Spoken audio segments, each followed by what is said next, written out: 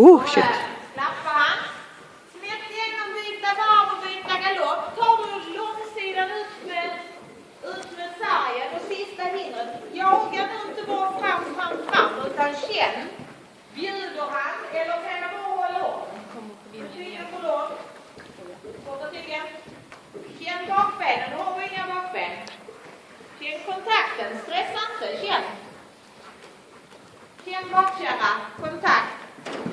Kontakt. Rejält. Titta på också igen, korta tygen.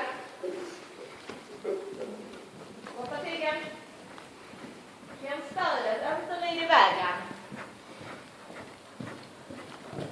Bra. Fortsätt galoppera snett igenom och den också en gång till. Fortsätt. Berör han. Hon är som en katt där ju.